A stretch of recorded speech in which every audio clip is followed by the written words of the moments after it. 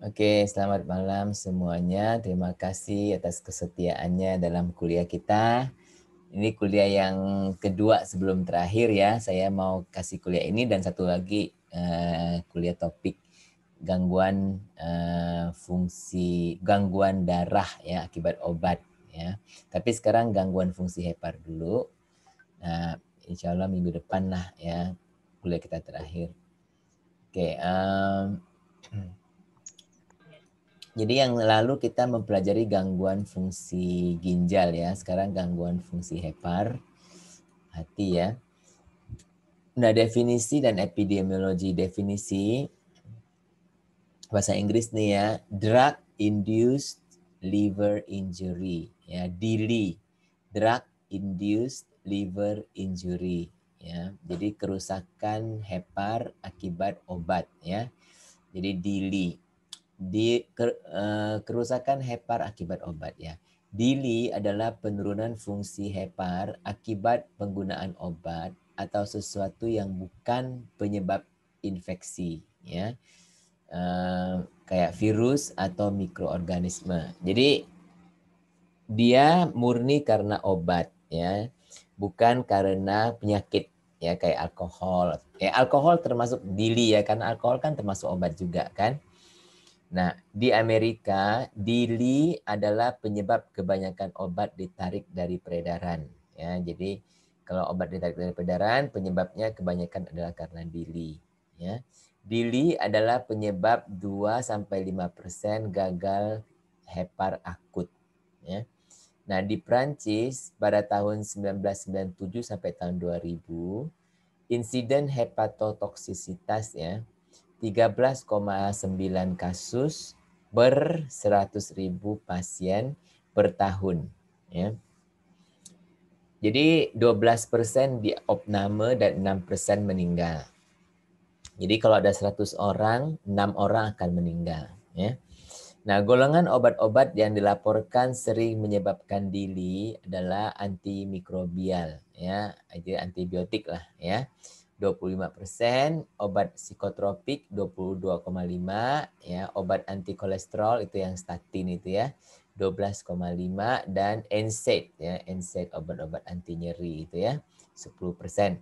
Meskipun insiden DILI termasuk rendah, tetapi ini adalah efek samping atau toksisitas yang penting ya selain ginjal ya, hepar itu mungkin kedua paling penting ya karena kedua-duanya ini organ untuk mengeluarkan eliminasi kan ya kalau ginjalnya rusak obat akan terakumulasi ya jadi dia semacam kitaran apa itu namanya yang kitaran setan itu ya, lingkaran setan ya.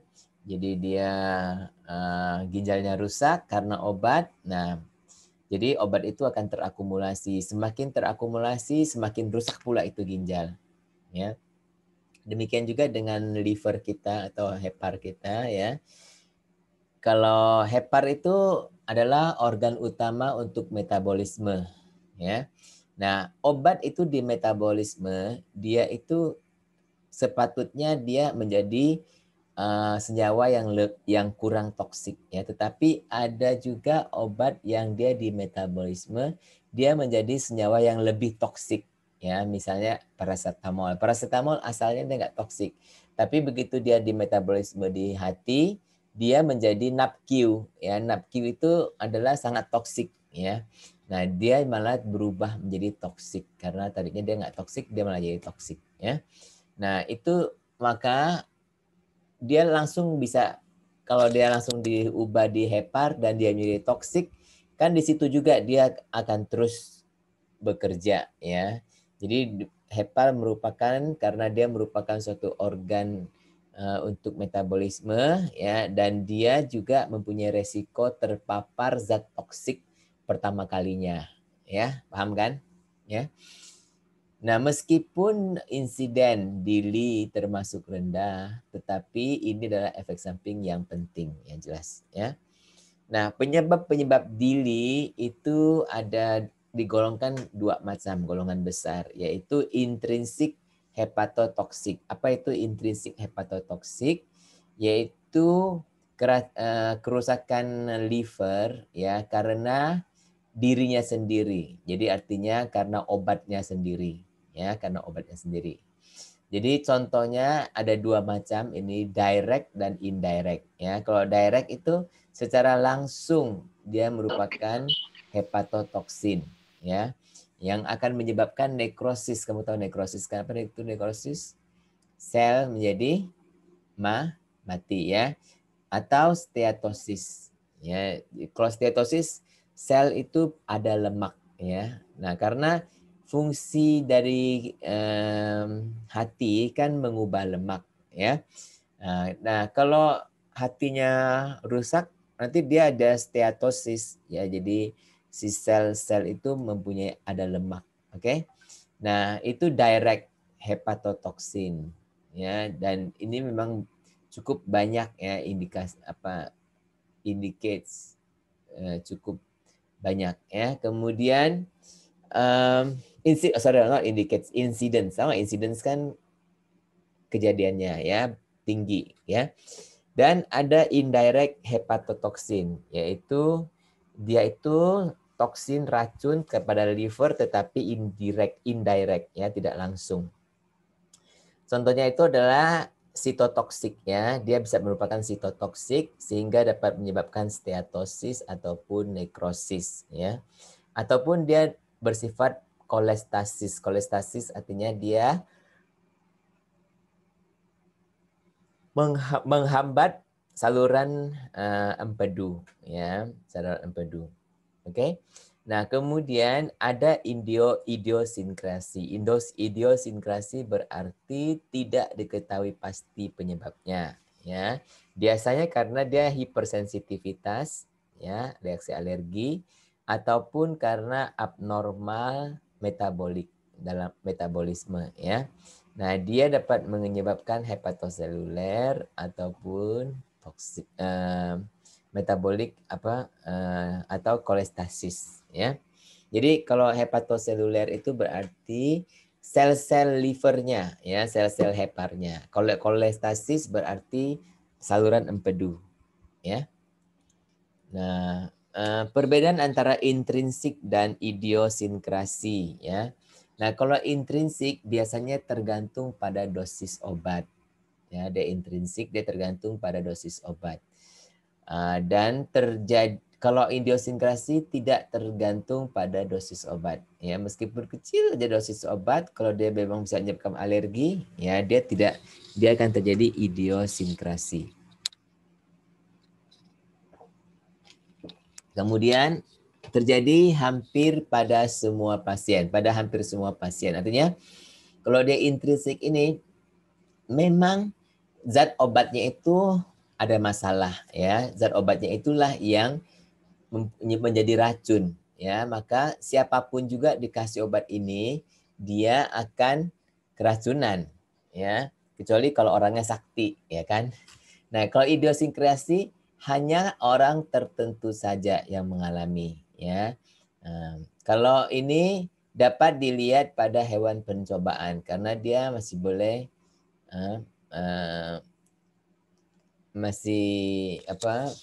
karena dia itu sebenarnya bukan karena tergantung pada orang individu ya, tetapi dia memang cara kerja obatnya ya. Jadi dia kemungkinan dapat kita reproduksi ya, kita lihat efeknya itu pada hewan percobaan ya. Sedangkan yang idiosinkrasi tidak dapat dilihat pada hewan percobaan. Kenapa? Karena kalau yang ini kan tergantung yang kita bilang dia ini tidak idiosinkrasi ini tidak diketahui penyebabnya ya. Nah, dapat diperkirakan artinya kalau misalnya kalau kayak statin ya, kita tahu statin itu dapat menyebabkan liver toxicity ya. Kita sudah dapat perkirakan ya, kita sudah dapat memberitahukan pasien nanti kalau kamu ada misalnya urin kamu jadi kuning tua gitu ataupun cenderung ke warna-warna coklat gitu ya, hitam gitu, kayak teh gitu. Nah, kamu harus periksakan dirimu karena dapat diperkirakan. Kalau ini tidak dapat diperkirakan, ya. tidak ada gejala alergi lain. Sedangkan kalau yang idiosinkrasi dia sering ada gejala alergi lain seperti demam, ruam kulit, dan sasar eosinofilia, di mana kadar iosin naik dalam darah, ya. Nah, contohnya adalah paracetamol dalam dosis tinggi, ya. Ini dapat menyebabkan yang intrinsik. Yang ini contohnya antibiotik eritromisin.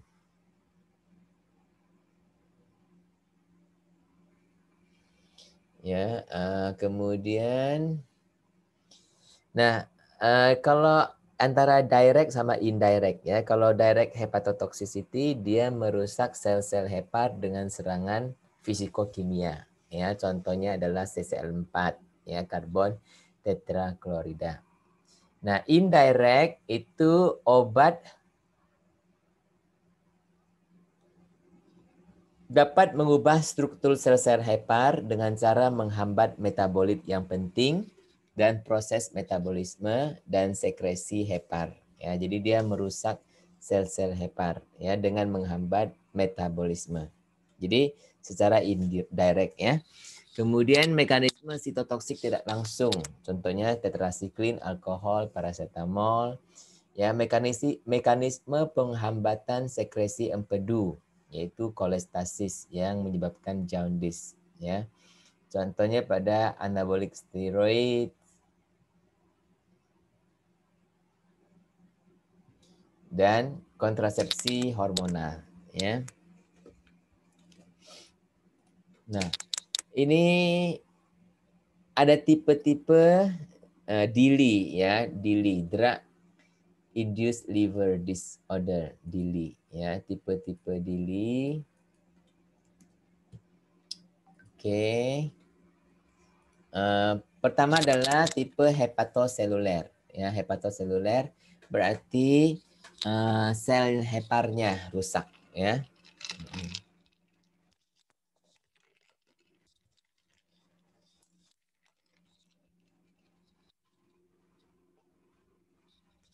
Jadi inilah contoh-contoh obatnya, ya, seperti isoniazid, macrolide. Macrolide ini contohnya adalah erythromycin, ya, phenytoin, valproate yang sudah kita kenal, allopurinol, ya. Nah, kolestatik itu adalah saluran empedunya terhambat, ya. Penghambatan pada saluran empedu. Ini adalah contoh-contoh obatnya. Jadi kamu kalau lihat ada yang hepatoseluler phenytoin, dia juga kolestasis, ya, phenytoin, ya. Nah, sekarang ada yang mix, ya, mix itu both, ya, juga termasuk hepatoseluler maupun kolestatik, ya. Contohnya azathioprine, flavobab, flavacoxib, ya, sulfadiazolazin dan sebagainya kamu lihat sendiri, ya. Jadi ada yang di sini, ada di sini, ada di sini juga, ya, tapi tidak semua anggota, ya. Kemudian yang pertama tadi kan tadi sudah disebut, ya. Pertama adalah hepatoseluler, ya. Nah, hepatoseluler, ya, obat merusak sel-sel hepar sehingga terjadi nekrosis, ya, sel mati, ataupun steatosis, penimbunan lemak dalam sel-sel hepar, ya. Nah, nekrosis yang pertama itu kita bicarakan, kadang-kadang hanya sel-sel tertentu dapat beribadah. Kadang-kadang hanya sel-sel tertentu seperti sentrilobular, ya. Jadi kamu ingat bahwa liver kita itu, hepar kita itu ada banyak lobus, ya, ada lobus, ya. Nah, lobus itu bagiannya. Jadi ini bagian tengah, ya, lobus yang tengah, ya. Dan atau secara masif banyak sel, ya. Jadi yang penting kalian tahu itu nekrosis. Nekrosis itu kematian sel, ya, sel itu jadi mati. Ciri utama kenaikan enzim. Jadi kalau ada kematian sel, biasanya sel itu akan seperti kalau dia mati dia akan terbuka, ya, dia akan tercerna, kayak dia akan terurai gitu, ya. Nah, akan keluarlah enzim. Enzimnya apa? SGOT, SGPT, ya. Nah, SGOT itu Kalau buku lain seringnya disebut AST. Ya, jadi kalau Indonesia masih pakai SGOT, SGPT, tapi kalau buku-buku asing mereka sudah pakai AST, ALT. Ya, jadi AST itu adalah SGOT, ALT SGPT. Ya, dan sebenarnya ini adalah ALT dan AST adalah istilah yang sekarang paling sering dipakai dibanding SGOT, SGPT. Ya, sama aja, itu hanya sinonim aja ya. Jadi ALT atau SGPT itu lebih sensitif kepada hepar ya. Bisa sampai ribuan kali lipat ya kenaikan ini ya, bisa sampai ribuan kali lipat. Kemudian pasien umumnya mengeluh lelah ya, anoreksia, nausea dan jaundice. Apa itu jaundice? Yaitu kulitnya kekuningan ya. Nah, pada tingkat lanjut akan terjadi koagulopati. Apa itu koagulopati? Yaitu resiko pendarahan ya, ascites, penimbunan air di dalam rongga perut. Ya, seperti orang hamil gitu, tapi dia bukan hamil, tapi dia seperti orang mau melahirkan gitu ya, tapi dia biasanya bukan karena mau melahirkan ya. Jadi ascites besar ya perutnya. Hepatic encephalopathy yaitu racun masuk ke dalam otak ya, yang dapat menyebabkan koma dan meninggal ya. Jadi racun bukan racun, nanti saya ubah dulu. Kalau nggak diubah nih suka langsung lupa ya.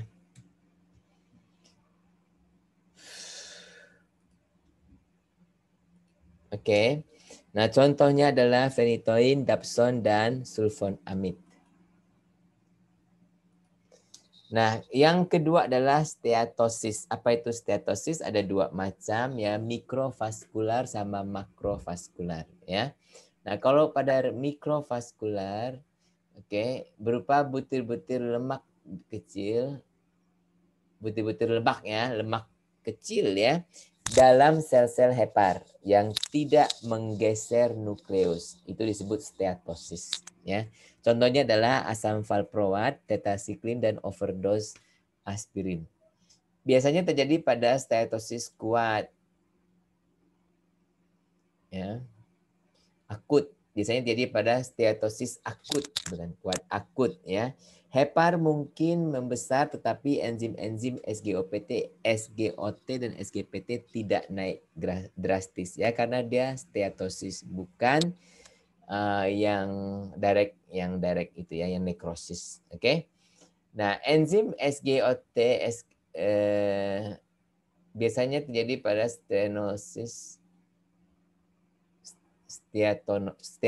kronik. Oke, biasanya terjadi pada steatosis kronik. Enzim SGOT, SGPT akan naik drastis tetapi tidak setinggi pada nekrosis hepatoseluler ya. Contohnya adalah kerusakan hepar ya oleh asam valproat.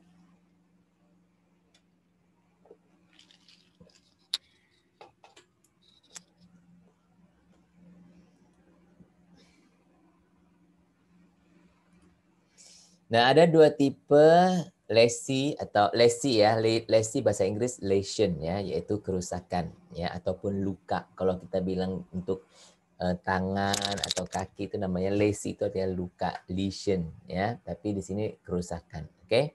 Yaitu hepatokanalikular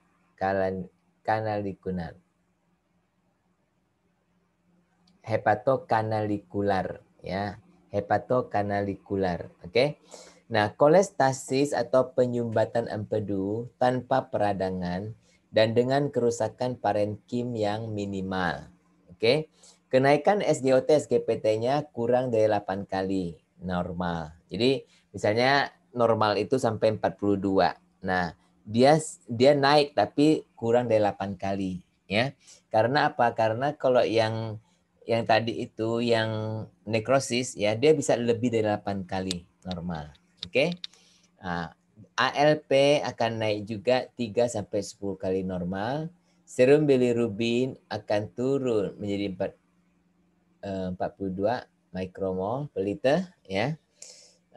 bilirubin ya. Normalnya 1,71 sampai 20,5 mikromol per liter ya. Dan juga kolesterol akan naik. Oke.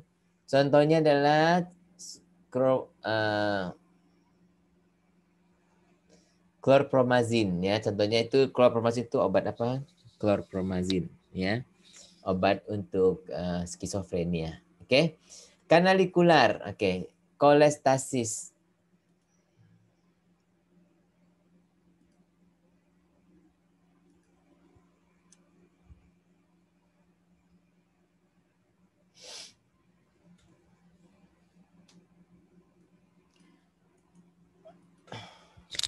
Kolestasis atau penyumbatan empedu dengan peradangan dan kerusakan parenkim yang ringan. Ya. Nah, demikian juga SGOT, SGPT-nya akan kurang dari 8 kali normal, tetapi kenaikan ALP-nya adalah kurang dari 3. Kalau ini kan 3 sampai 10. Ya. Pasien sering terlihat sering terlihat jaundice ya. Pasiennya sering terlihat jaundice dan serum bilirubinnya akan di atas 42. Ya, kalau yang ini kan di bawah 42. Oke. Contohnya adalah steroid anabolik dan kontraseptif.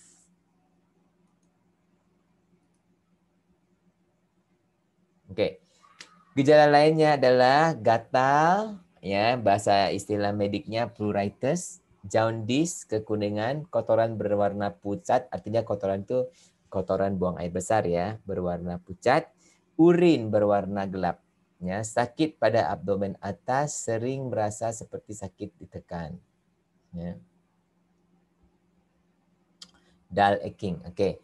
Bilirubin serum biasanya kurang dari 170 mikromol per liter, tetapi kadang-kadang lebih tinggi dari 80 mikromol per liter. Ya. Oke. Nah, selain ini ada suatu jenis lain yaitu mix. Ya, ya. Mix injury. Mix injury artinya kerusakan yang dua-duanya ya, kerusakan hepatoseluler tambah kolestatik ya. Salah satunya merupakan kerusakan primer, artinya kemungkinan salah satunya dia itu hepatoseluler dulu baru kolestatik ya, atau kolestatik dulu baru hepatoseluler ya. Nah, bila kerusakan hepatoseluler adalah primer, artinya yang paling penting ya, maka SGOT, SGPT ya bisa di atas 8 kali normal. Oke, karena hepatoseluler kerusakan, nekrosis ya, jadi dia bisa lebih dari 8 kali. Dan ALP juga lebih dari 3 kali normal. Contohnya obat-obat anti epilepsi seperti phenytoin dan chlorpromazine.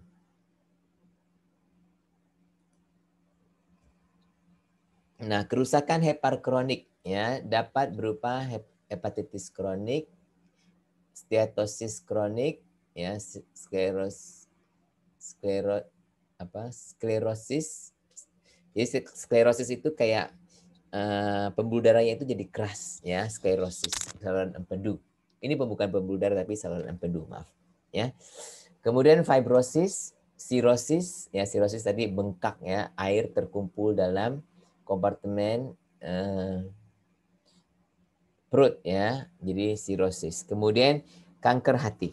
Nah, untuk hepatitis kronis, kerusakan hepar menyerupai yang diakibatkan oleh autoimun dengan ciri-ciri hiperglobulin anemia, antinuklear antibody serta marker dari autoimun lainnya. Ya, obat-obat yang dapat menyebabkan adalah diclofenac, fenofibrate, ya, methyl-dopa, and minocycline. Oke. Nah, ini adalah tabel ini ya, ada ditunjukkan beberapa kerusakan liver ya. Yaitu pertama adalah hepatoseluler ya, di mana dia mengalami dalam sel heparnya sendiri. Ya, bisa nekrosis ataupun stetosis tadi sudah diajarkan ya. Nah, kalau misal contoh lah dia itu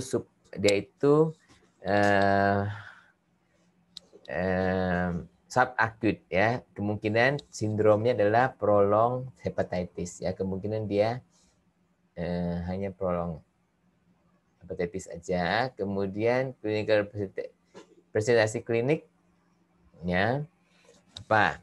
Itu. Kemudian ALT AST-nya itu yang naik ya. Jadi kalau dia nekrosis ini dia akan naik lebih dari 8 ya. Sedangkan kalau dia yang ini kolestatis jandis ini ya dia akan 8 maksimum ya atau bahkan kurang dari 5 ya.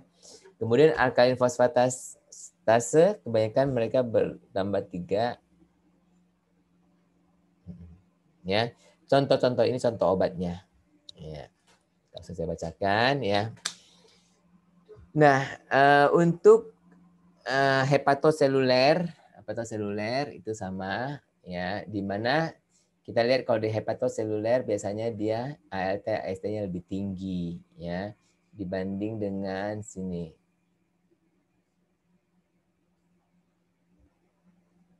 Ya. Oke, kemudian ada lagi relative pattern of hepatic enzyme elevation versus type of hepatic lesion ya. Jadi misalnya gini, ini kan ada 3 macam, yang nekrosis, kolestasis, dan kronik. Kronik ya, kronik itu berarti menaun ya. Jadi kita lihat di sini kalau yang nekrotik ya kebanyakan adalah SGOT, SGPT yang naik tinggi. Oke. Sedangkan alkaline phosphatase dan yang lainnya itu tidak tinggi. Ya, kalau dia kolestatik ya banyak lambung yang banyak apa itu tadi saya bilang ya kolestatik ya saluran empedu itu ya terhambat ya. Biasanya alkaline phosphatase dan lain-lainnya akan meningkat, tetapi ALT AST-nya ALT AST-nya dia tidak meningkat. Ya, jadi perbedaan antara dua ini yang penting. Ya. Kemudian kronik, kalau kronik ya dia akan meningkat dikit, tapi tidak separah ini. Ngerti nggak yang ini? Ngerti nggak kalian ini? Ini adalah dari hasil lab, ya. Nah, faktor-faktor resiko untuk kita mengalami gangguan liver, ya. Pertama adalah umur, jelas umur, ya. Umur dia akan naik, faktornya naik ya bila umurnya di atas 60. Karena apa? Karena pada umur itu orang harusnya gimana? Akan banyak penyakit ya, dan kalau banyak penyakit dia akan lebih banyak minum obat ya. Kalau dia lebih banyak minum obat, dia akan juga lebih terresiko untuk terdedah ya atau terpapar dengan obat-obat yang hepatotoksik. Oke. Demikian juga untuk jenis kelamin ya. Oke. Kemudian dosis. Ya, kemudian genetik, faktor genetik. Ya, karena ada kekurangan enzim. Ya, orang-orang tertentu kekurangan enzim ini, enzim itu yang untuk memetabolisme obat ya, sehingga dia lebih banyak metabolisme menjadi racun. Oke. Kemudian sejarah pada reaksi orang lain. Ya, kemudian sejarah dari reaksi obat ini ya. Jadi misalnya kalau kamu kasih obat, kira-kira berapa lama ini timbul? Ya, itu sangat penting, oke? Dan apa obat-obat yang diberikan? Kayak misalnya ini paracetamol, valproic acid, memang mereka malah persaudaraan mereka ini dapat meningkatkan ya. Misalnya karena acetaminophen ya, dia itu memang kalau pada dosis biasa dia itu nggak apa-apa, tapi kalau dosis tinggi melebihi maksimum dosis sehari yaitu melebihi 400 mg 4 gram ya, melebihi 4 gram dia akan satu hari ya, mulai 4 gram itu berarti 8 tablet ya. Kalau kamu melebihi 8 tablet dalam satu hari ya kemungkinan akan terjadi efek samping pada liver. Oke. Nah, excessive alcohol use juga atau obat penyakit-penyakit lain, obesitas, ini saya rasa ya seperti puasa, kemudian gagal ginjal, ya, dan apakah ada memang penyakit liver sebelumnya, ya, organ transplantasi, AIDS, ya, diabetes.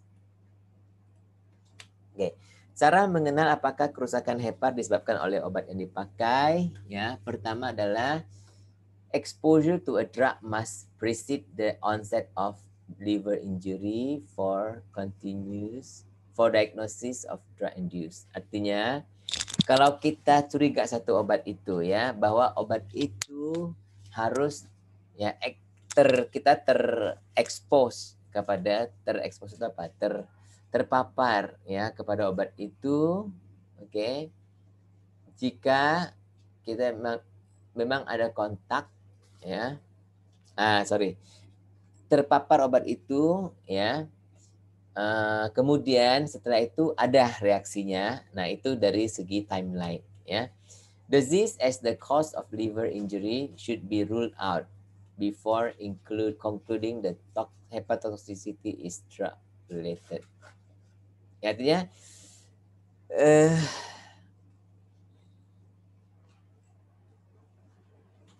artinya kalau pada orang-orang yang sudah mempunyai sakit liver, nah kita harus ekstra hati-hati. Ya, itu contohnya, maksudnya, ya. Kemudian injury may prove when administration of a drug is stopped. Oke. Jadi kalau kita mau lihat apakah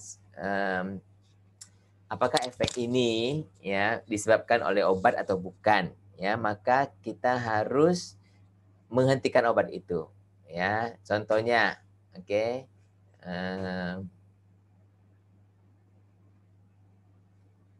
Contohnya, ya, liver caveat, ya, hati-hati.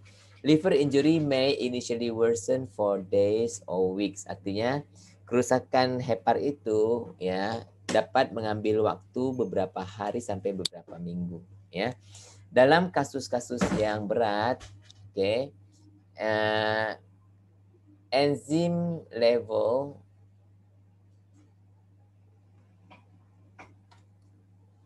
jadi penurunan enzim liver itu seperti tadi SGOT, SGPT, ya. Nah, kalau menurun harusnya kan bagus, ya. Kalau dia menurun, oke. No improvement, especially if accompanied by worsening function, oke. Nah, kerusakan hepar ini, ya, dapat terulang lagi, ya, dengan lebih cepat dan bahkan dengan lebih berat, oke. Terutama jika itu disebabkan karena imunologi, ya, karena prinsip imunologi, oke. Itu. Nah, kemudian yang ini juga sama aja. Oke. Jadi misalnya kalau kita lihat diagram ini, ya, bagaimana kita mengenali bahwa ini adalah dari kerusakan hepar dari obat, ya. Pertama kita harus dapatkan sejarah pengobatan, ya, dan harus adakan examination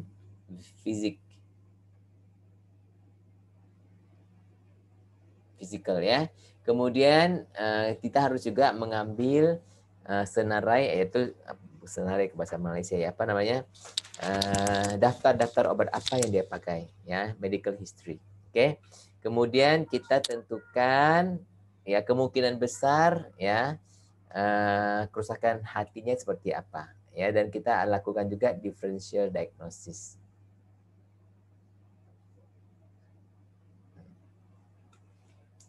Ya. Nah, ini adalah differential diagnosis. Oke. Nah, klasifikasi DILI menurut tingkat keparahan. Jadi tergantung nih ya. Jadi kita lihat pertama SGOT, SGPT ini ALT, AST ya. Nah, kalau dia 1,1 sampai 3 kan nggak dari tadi ya. 1 sampai 3 dia tidak terlalu tinggi ya, 1 sampai 3 grade 1. Oke, grade 2 4 sampai 5 kalinya ya, grade 3 6 sampai 20. Grade 4 lebih dari 20. Bayangkan ya. Nah, jadi tadi kan kalau lebih dari 5 kita harus, kalau bisa kita suruh stop obat itu. Oke. Bilirubin oke, 1 sampai 1,5 dan sebagainya ya. And liver disease decompensation. Jadi ada decompensation kalau kalau misalnya treatment penata laksanaannya ini, kalau grade 1 itu continue, grade 2 itu hold, grade 3 itu hold, grade 2 grade mana tadi kita ya, hold, stop, and stop. Apa ya hold? Hold itu sementara diberhentikan, kalau stop itu harus stop. Oke, hentikan. Lab monitoring ya, pertama adalah twice weekly, 2 kali dalam seminggu ya. Kemudian dari grade 2, 3 dan 4 ya, dia adalah twice weekly, daily dan daily. Oke. DILI treatment prednisone, IV solumedrol dan IV solumedrol.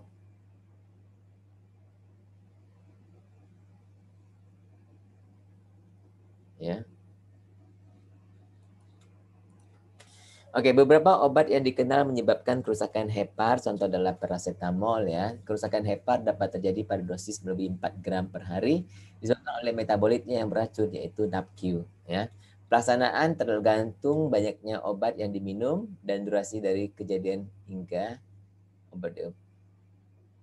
saat diobati. Jadi misalnya antara saya diberi obat itu dan saya minumnya, mungkin saya ke apotek dulu dan sebagainya, mungkin paling enggak ya dalam setengah jam atau setengah hari atau 1 hari ya. Nah, antidot itu adalah antidot penangkal ya, penangkalnya itu adalah N-asetilsistein. Oke. Nah, obat-obat golongan statin, obat-obat TBC ya seperti isoniazid ya, TBC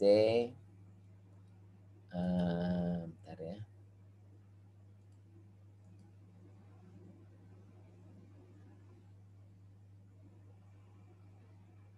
Nah, golongan statin ini kalian sudah tahu ya, golongan statin ini ya. Dia dapat menyebabkan kenaikan SGOT, SGPT. Ya. Obat-obat TBC ya seperti isoniazid dan rifampicin ini sangat, terutama isoniazidnya ya, sangat menangkap isoniazidnya ya.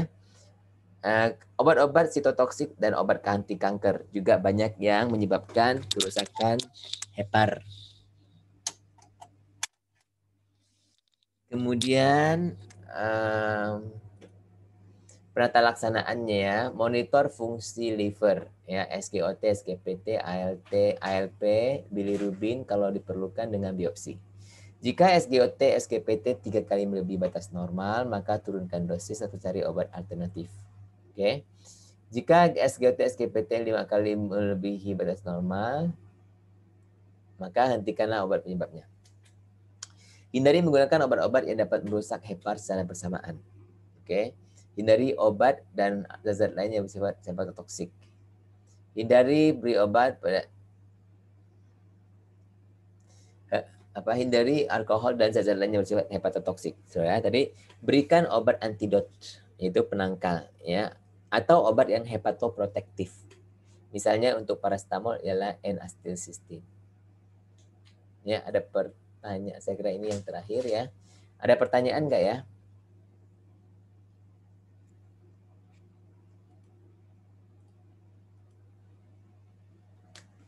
Ya, ini agak susah, tapi saya coba buatnya gampangin dikit ya. Karena apa? Nanya, Pak. Apa? Nanya, Pak. Tadi kan apa?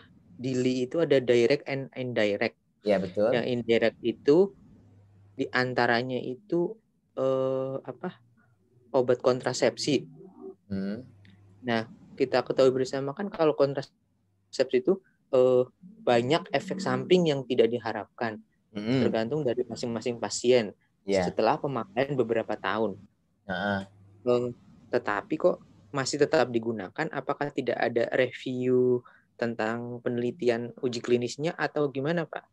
Atau mungkin harus di formulanya diturunkan sehingga mengurangi efek samping obat tersebut. Karena kebanyakan kan kalau eh, kontrasepsi itu efek samping efek samping dari obat tersebut tuh nggak hanya yang ringan, hanya sampai kanker otak lah, sampai dia kelumpuhan dan lain sebagainya gitu loh, Pak. Ya, stroke Itu juga bisa. bagaimana? Jadi begini ya, kalau setiap obat itu pasti ada plus minus ya. Seperti Pak Ahmad juga telah merasakan obat COVID juga banyak side efek samping kan. Jadi sekali lagi untuk yang obat kontraseptif itu ya, itu sebenarnya banyak sekali efek samping ya, dan juga dari cara kerjanya sebenarnya banyak yang sebenarnya ya kalau diteliti cara kerjanya itu kita bisa kaget gitu ya, karena dia itu menipu tubuh kita ya dengan kadar hormon yang sangat tinggi ya. Jadi dengan itu sendiri aja itu dapat menyebabkan siklus hormon itu menjadi tidak menjadi berubah ya. Siklus hormon seorang wanita itu menjadi apa namanya, kita kalau kita boleh istilahnya ya, jadi kacau gitu ya. Jadi sebenarnya kalau menurut saya secara pribadi ya, obat kontraseptif itu banyak mudaratnya dibanding manfaat ya. Tentunya ada manfaat untuk orang-orang tertentu, penyakit tertentu. Misalnya orang itu betul-betul tidak boleh punya anak, misalnya ya, karena kondisi kesehatannya ya. Nah, itu lain soal. Oke. Tetapi kalau orang itu sehat, ya saya kira lebih baik memakai cara lain ya, cara lain. Makanya tapi perkembangan kontraseptif juga ada perbaikan ya. Dulu kontraseptif itu kadarnya lebih tinggi ya, sekarang kontraseptif kadarnya lebih rendah dibanding dulu ya. Jadi kadar obatnya